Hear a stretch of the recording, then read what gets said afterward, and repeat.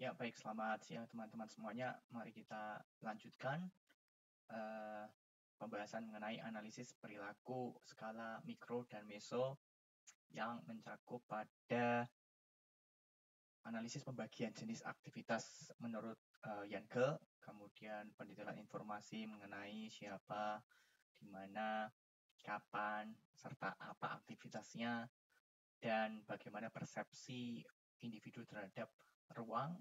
Kemudian kita bisa mengkaitkan dengan perilaku teritorialitas serta hubungan iklim terhadap perilaku. Oke, pembagian tipe kegiatan menurut Yankel itu ada 3. Yang pertama adalah necessary, yaitu aktivitas yang berkaitan dengan mencari nafkah atau penghidupan sehari-hari. Kemudian ada sosial, adalah aktivitas yang berhubungan dengan interaksi antara sesama manusia atau individu untuk memenuhi kebutuhan sosialnya. Termasuk di sini adalah bermain. Kemudian ada optional aktivitas, adalah aktivitas yang berkaitan dengan atau seputar dirinya sendiri. Seperti misalkan kontemplasi atau menikmati keterhubungan dirinya dengan ruang. Atau sekedar duduk-duduk, mengamati, membaca. Oke, pada tabel di bawah ini teman-teman bisa mencermati melalui observasi dengan menggunakan snapshot misalkan atau dengan video, lalu teman-teman membuat list aktivitasnya apa saja. Sebagai contoh, memasak di depan rumah atau di gang, berjualan makanan di trotoar, bermain petak umpet di jalan, bercakap-cakap di warung dengan tetangga, membaca koran, memancing ikan di sungai. Lalu kita bisa melakukan penyederhanaan tipe aktivitas. Seperti misalkan memasak, berjualan, bermain, ngobrol santai, membaca sendirian, atau memancing sebagai sebuah hobi.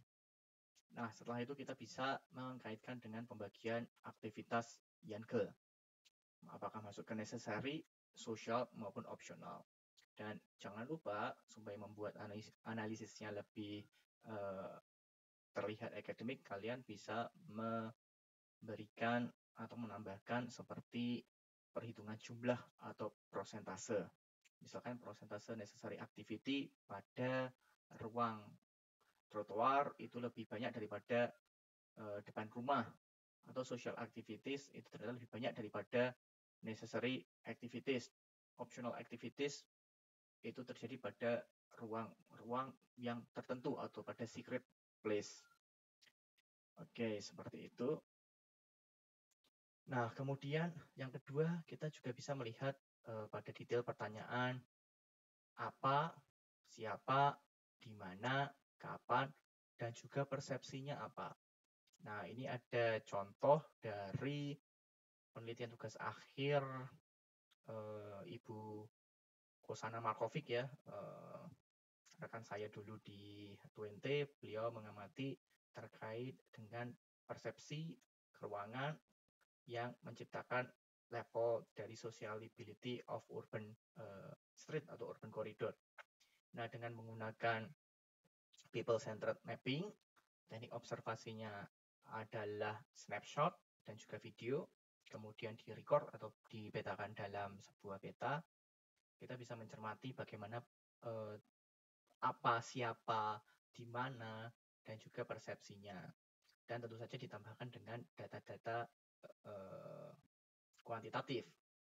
Dan di sini kita bisa melihat keterhubungan antara setting ruang, skala manusia, skala mikro, dengan aktivitas yang terbentuk. Nah, sedangkan untuk persepsinya kita bisa menanyakan dengan baik kuesioner maupun in-depth interview. Seperti misalkan pertanyaan, apakah Anda merasa welcome, diterima di city center ini, di koridor yang mengarah ke city center? Nah, dengan pembagian berdasarkan gender, laki-laki perempuan, kemudian usia, itu kita bisa mengelaborasikan atau bisa mendapatkan insight yang cukup baik. Nah, misalkan di sini kita bisa membagi berdasarkan tingkat ya, tingkat persepsinya, mulai dari yang tidak welcome, sangat tidak welcome, sampai yang very welcome.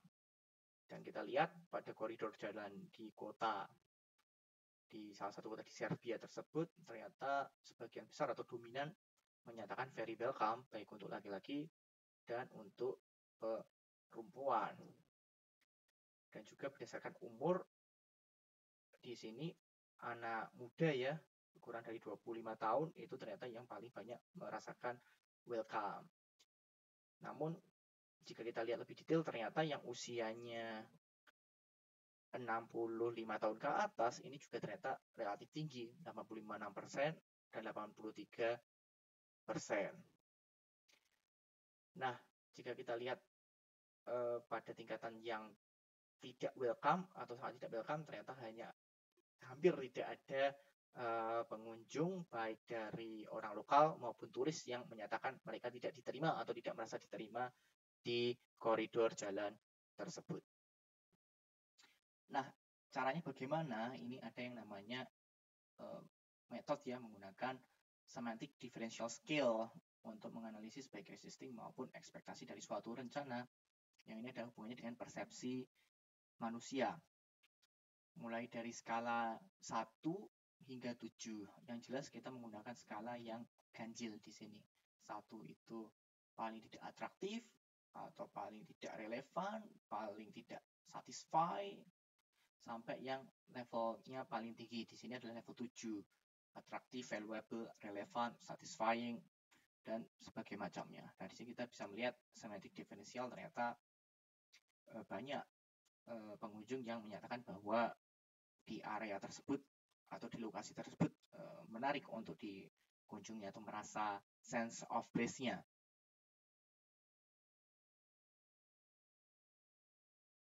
Nah, kemudian pada pengamatan teritorialitas, kita bisa melihat pola komunikasi di sini. Kita bisa melihat bahwa teritorialitas itu ada 3 ya, teman-teman sudah berhasil menjawab di ujian tengah semester. Dan di ruang publik itu memang dominan teritorialitasnya adalah teritorialitas yang publik. Nah, meskipun demikian, ternyata di ruang publik pun mereka juga bisa menciptakan teritorialitas yang sedikit lebih privat ya, dengan perubahan atau konfigurasi bagaimana antar individu tersebut berinteraksi, atau misalkan duduk atau gestur tubuhnya seperti apa, atau kalau misalkan ada elemen seperti kursi, mungkin kursinya bisa lebih merapat untuk membentuk teritorialitas yang lebih intim di ruang publik.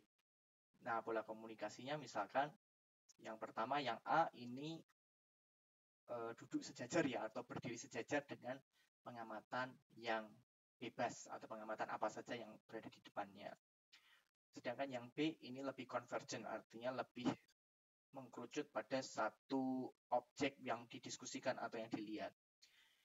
Atau yang C ini komunikasinya lebih intim, artinya individu-individu yang tergabung dalam satu kelompok ini sedang mendiskusikan topik tertentu atau melihat satu objek tertentu. Dan kita bisa melihat A hingga ke C itu tingkat teritorialitasnya berbeda meskipun pengamatannya pada ruang publik. Nah, dari penelitiannya Luc Simon, Kwong, dan Tai, ini kita bisa melihat bahwa di taman itu ternyata cukup beragam ya pola interaksinya dan pola teritorialitasnya.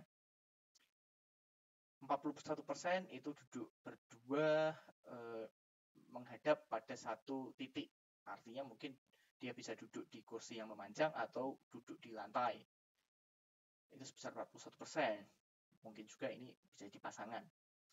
21% bertiga, dan hanya 77% yang berlima. Nah, yang membentuk pola lebih intim artinya duduk secara convergence atau melingkar, itu ternyata lebih ya banyak ya, bisa dikatakan relatif banyak lah. 24% berdua hingga 14% itu yang duduk berlima. Namun yang berhadapan-hadapan atau yang lebih intens ya, lebih intim, itu 28% berdua, 41% itu ada bertiga, 34% berempat, dan 48% berlima dengan beberapa konfigurasinya. Nah, ini bisa kita amati bagaimana pola teritorialitas di dalam ruang publik. Berbeda kalau di teritorialitas di ruang private ya, seperti misalkan rumah atau kamar tidur, kemudian teritorialitas di kelas, di ruang kantor, dan ini di ruang publik ternyata mereka bisa membentuk bisa membentuk suasana atau bisa membentuk kesan privat yang atau kesan intimate yang cukup. Kayak misalkan ini di Times Square ada beberapa kursi, dan ini merupakan urban corridor yang ramai ya. Mereka duduk-duduk, kalau duduknya berdua itu ya mereka kadang merubah susunan kursinya, ya itu sebagai satu upaya untuk menciptakan teritorialitas dan privasi. Dan juga ini contoh kalau misalkan di cafe yang setting ruangnya itu lebih firm, itu mereka atau pengunjung akan duduk memilih ruang yang bisa mengakomodasi privatisasi mereka. Kalau di ruang publik mereka bisa merubah-rubah posisi duduk atau merubah kursi yang modular sesuai dengan tingkat kenyamanan mereka. Ya, menarik ya, ternyata kita dengan teori-teori tersebut bisa mengamati pola perilaku yang sebetulnya kita sebenarnya sudah mengamati sesering mungkin, hanya saja tidak terlalu sadar atau tidak terlalu ngeh dengan teori-teori yang sudah ada. Ternyata dengan mempelajari tersebut kita bisa melihat bahwa ternyata kelompok ini, orang-orang yang duduk secara bergerombol saling berhadapan itu ternyata membentuk privatisasi dan juga keintiman yang lebih di ruang publik. Meskipun kalau mereka berbicara itu akan terdengar dengan orang atau kelompok di dekatnya. Lalu yang keempat adalah iklim dan perilaku. Ternyata aktivitas orang di ruang itu dipengaruhi juga terhadap iklim. Dan iklim itu membentuk sebuah yang namanya persepsi termal. Persepsi termal itu dirasakan secara subjektif oleh masing-masing individu. Mungkin ada yang merasakan 38 derajat itu belum panas, namun bagi individu yang lain 38 derajat itu sudah unbearable, tidak bisa ditolerir, sehingga mereka akan cenderung untuk mencari ruang-ruang yang lebih redup. Nah, contohnya pada gambar di sini kita bisa mengetahui bahwa orang-orang, gambar yang sebelah kiri ini ya, orang-orang yang mungkin tinggal di 23,5 derajat lintang utara atau lintang selatan, atau sebagai contoh ini di kota di Finlandia, ketika peralihan musim dari dingin ke musim semi, itu orang bahagia untuk beraktivitas di ruang luar. Mereka mengokupasi ruang-ruang yang terkena cahaya matahari karena merasa nyaman ya, secara thermal comfort, nyaman. Namun kalau kondisinya di Khatulistiwa, itu orang cenderung lebih menghindari tempat-tempat panas karena tidak nyaman. Jadi kondisi geografis, panas lembab, panas kering, kawasan dingin bersalju atau tundra, itu mempengaruhi bagaimana orang melakukan perilaku aktivitas di ruang luar. Dan ini merupakan salah satu bentuk adaptasinya juga. Di Indonesia banyak penduduk yang menggunakan AC di dalam ruangan. Kalau di luar ruangan mereka cenderung akan menggunakan ruang-ruang yang tertutupi atau terbayangi oleh struktur bangunan maupun vegetasi. Dan ini ada sedikit fakta ya, hubungan antara iklim dengan pedestrian. Mungkin semakin iklimnya itu tidak ramah, semakin sedikit jumlah pedestrian flow yang terobservasi. Dan ini mungkin salah satu alasan ya Kenapa di Indonesia itu sedikit sekali masyarakat yang berjalan kaki maupun menggunakan menggunakan sepeda untuk menuju lokasi kerja. Karena tentu akan, ya dampaknya adalah mereka akan kepanasan dan juga berkeringat sehingga tidak nyaman setelah sampai di tempat kerja mereka. Oke, jika teman-teman ada pertanyaan terkait dengan analisis perilaku skala mikro, skala manusia yang bisa dicermati dengan panca indera, kalian bisa menanyakan pada forum Google Classroom. Kalau tidak salah di pertemuan 10. Lalu kita berlanjut ke analisis perilaku skala meso-makro. Di sini yang akan kita pelajari adalah analisis menggunakan kernel densitas atau density aktivitas dan juga di overlay terhadap atraktor atau amenities yang ada. Lalu kita juga akan mempelajari co-presence atau encounter di ruang publik. Co-presence adalah sama-sama muncul ya, sama-sama bertemu atau sama-sama berjumpa di ruang publik. Di ruang luar, maaf. Oke, yang pertama adalah operasi kernel density. Kernel density ini merupakan agregat ya dari titik yang ada di kondisi nyata, di dunia nyata, itu direpresentasikan dengan populasi atau value pembebanan yang lainnya, seperti misalkan tingkat okupansi atau misalkan tingkat pelayanan pada suatu bidang planar dengan menggunakan fungsi meluruh atau decade function. Artinya semakin jauh dari pusat populasi itu magnitude atau agregatnya semakin rendah. Dan itu kita bisa lihat pada diagram yang kanan ini. Jadi value yang paling tinggi adalah jika titik sebaran aktivitas yang diobservasi tersebut berada pada lokasi yang paling dekat. Sedangkan semakin jauh, semakin rendah atau meluruh nilainya. Oke, kita lihat pada gambar prinsip di bawah ini. Kita bisa menginput titik-titik aktivitas yang terobservasi, lalu kita run, kita jalankan operasi kernel sehingga membentuk adanya magnitude atau agregat. Dan kita bisa melihat tingkatannya yang mana tinggi sama rendah.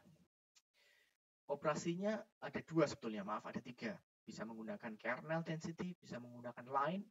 Jika kita menggunakan feature jalan misalkan kepadatan lalu lintas pada segmen jalan, yaitu kita menggunakan line density. Atau kalau cuma aktivitas ruang luar, ya kita menggunakan baik kernel maupun point density. Nah, ketika kita klik toolbox tersebut, kita akan melihat adanya input point. Lalu ada population field. Nah, population field ini sini adalah jumlah aktivitas yang terobservasi pada satu titik. Misalkan kalian mengamati ada orang bermain di lapangan. Nah, kira-kira orang yang bermain itu ada berapa sih jumlahnya? Kalau volley ada berapa ya? 10 ya di dua sisinya. Tim A sama tim B. Lalu output raster itu adalah hasilnya. Inputnya itu adalah vektor atau shape feature. Outputnya adalah raster atau gambar. Output cell-nya itu adalah cell size-nya per pixel. Jadi semakin rapat, semakin kecil, semakin tinggi kedetailannya. Lalu radius di sini yang kita amati adalah, kalau sebetulnya radiusnya adalah bisa diisi default, artinya mereka menggunakan variabel meluruh tadi itu, decade function. Namun kalau kita berbicara mengenai aktivitas ruang luar, itu pada umumnya orang melakukan aktivitas ruang luar itu punya fungsi jarak juga, di mana orang itu mau berjalan mengakses ruang luar itu antara 250 hingga 400 meter. Sehingga kalian bisa juga mensimulasi menggunakan search radius 250 atau 400 meter. Oke, metodenya kemudian planar karena kita akan bekerja pada ruang 2 dimensi ya, pada peta. Nah, inputnya tadi adalah sebagai contoh ya, ini hasil master saya mengamati aktivitas skala meso di kampung, aktivitasnya apa, kemudian kita catat, kemudian kita petakan, lalu kita masukkan ke dalam kernel density analysis sehingga dihasilkan pola magnitude seperti ini. Ini pengamatan pada saat weekend, hari Sabtu.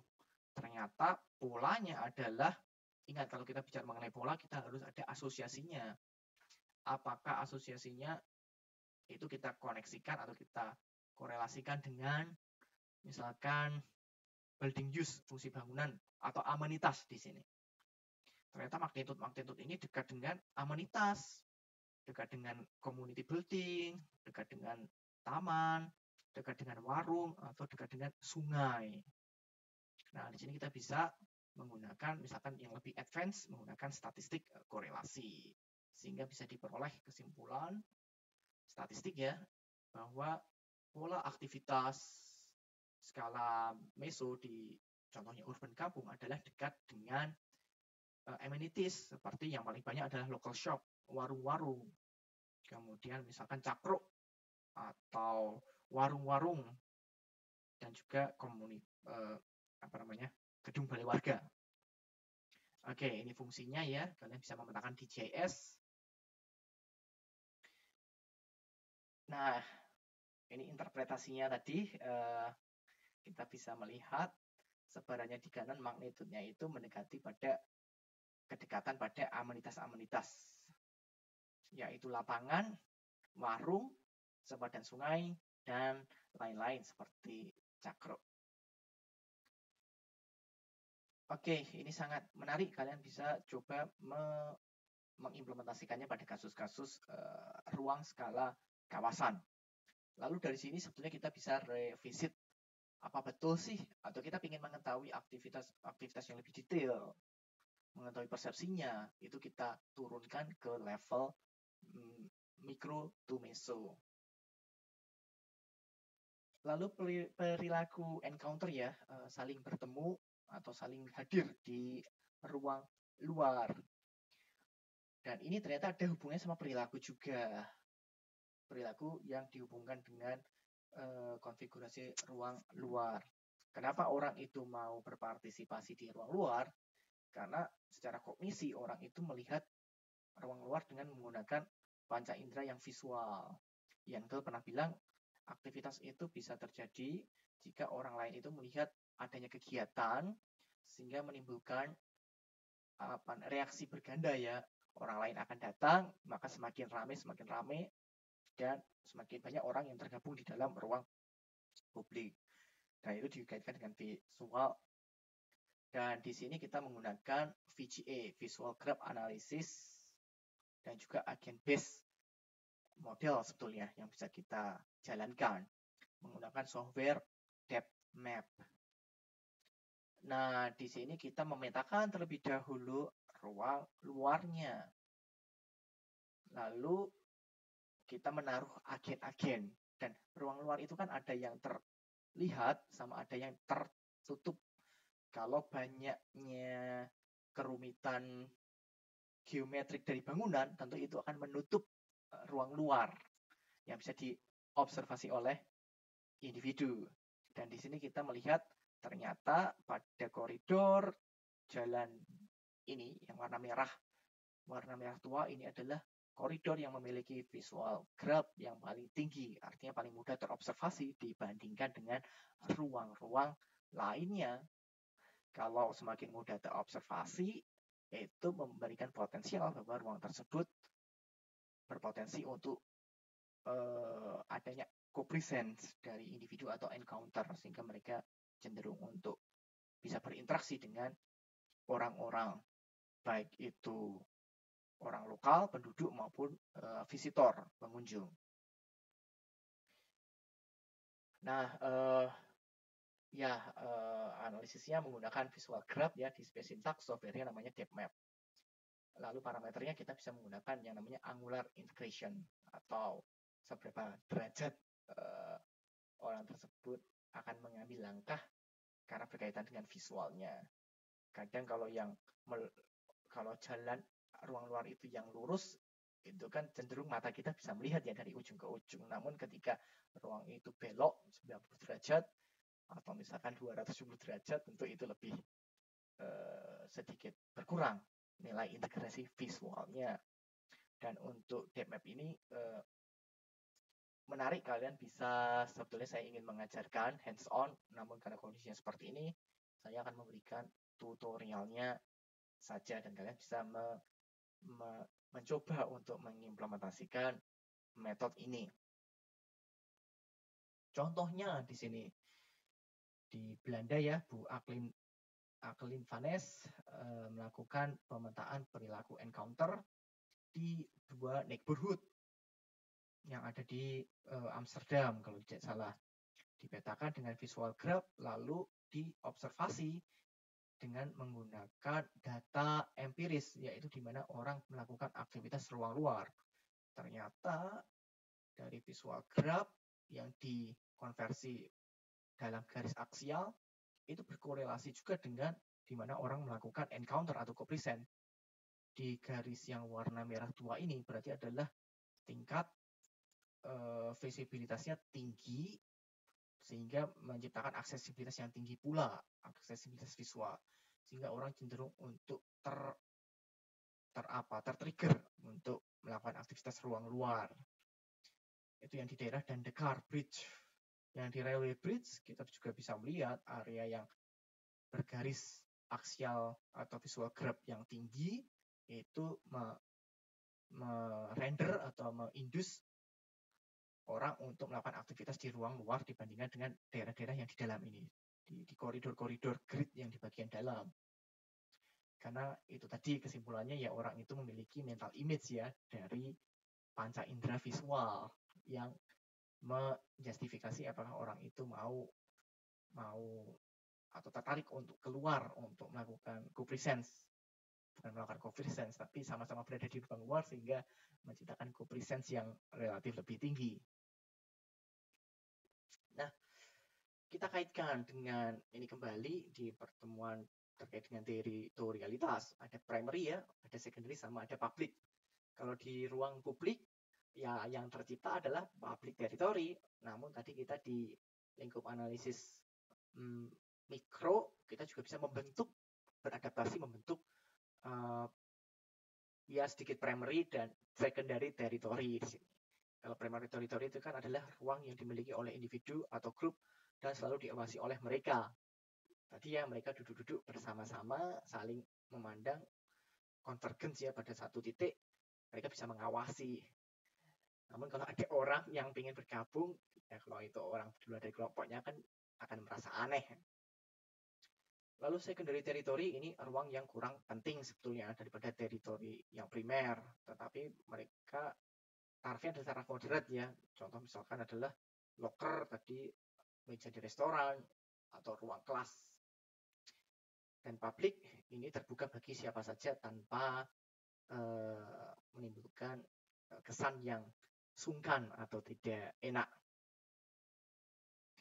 Lalu ada Lyman and Scott System of Territory, ada yang interactional territory, yaitu dikendalikan sementara oleh grup tentang interaksi individu seperti di ruang kelas atau ruang kantor.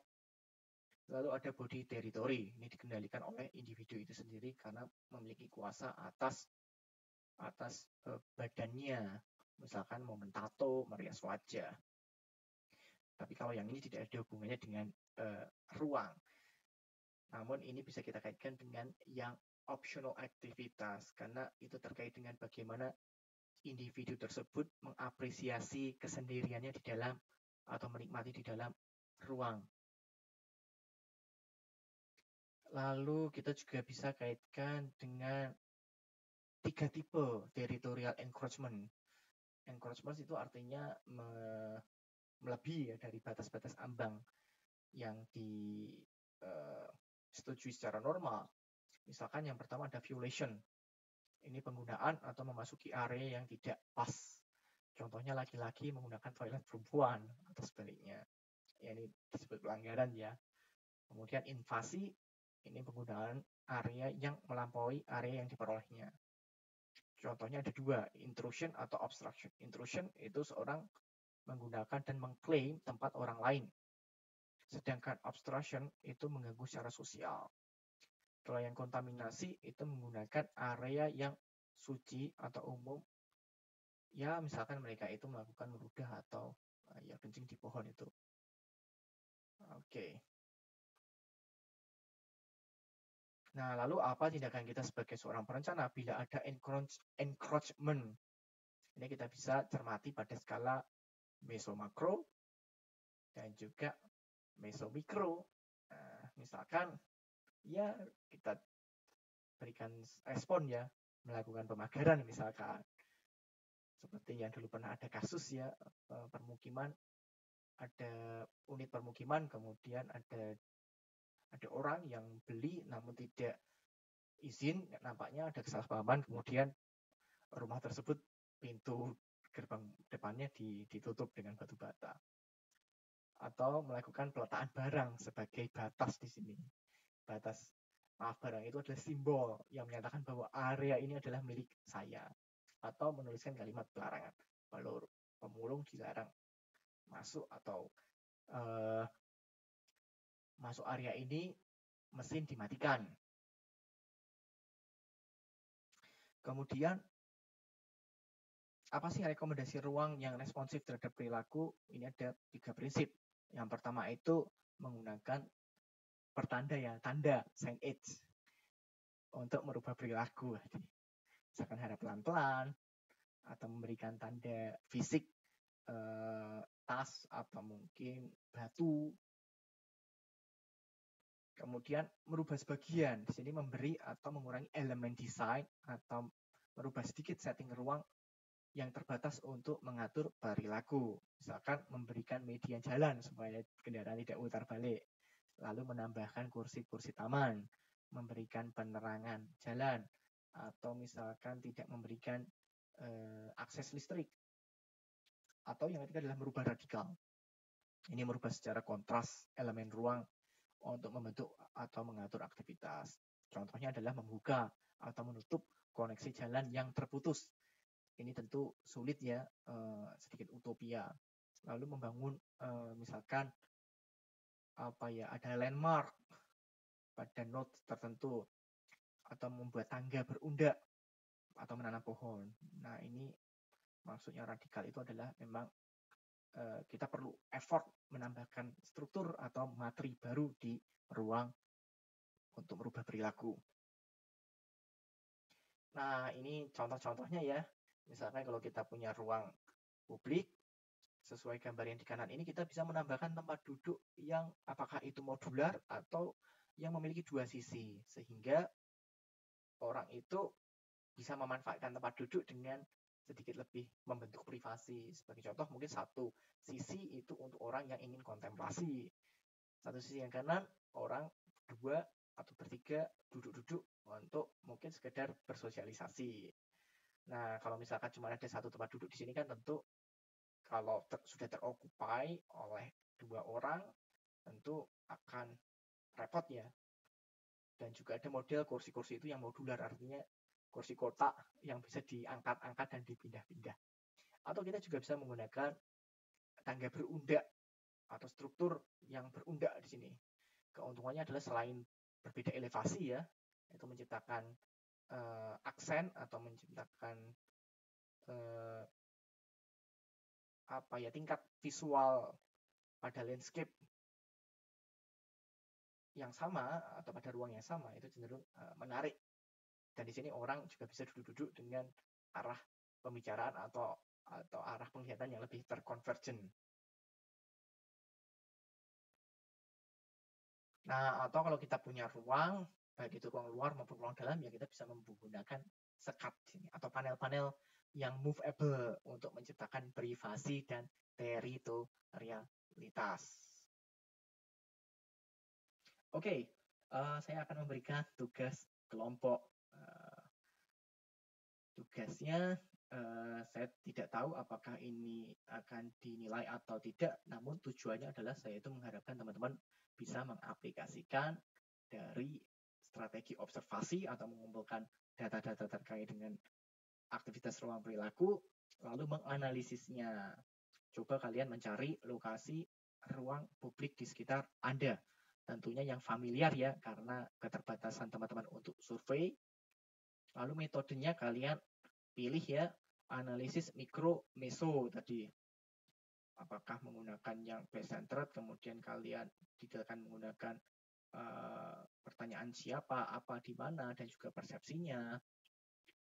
Lalu, dan juga analisis meso-makro, apakah teman-teman menggunakan kernel, density, atau depth map untuk menganalisis pola encounter dan co-presence.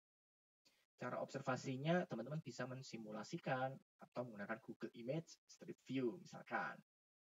Atau eksperimen-eksperimen itu ya mengira-ngira saja atau mensimulasikan, oh di sini ada orang, di sini tidak, lalu dipetakan, itu boleh. Keluarannya adalah teman-teman membuat PowerPoint maksimal 10 slides. Ya, saya rasa 10 slides cukup. Dan tolong di-upload dan kita diskusikan. Ya, besok hari Jumat kita akan mendiskusikan hal ini. Namun saya harap teman-teman melakukan hal ini dalam tugas kelompok. Baik, jika ada pertanyaan, teman-teman bisa menuliskan di dalam forum di Google Classroom. Baik, terima kasih teman-teman, saya cukupkan. Dan salam.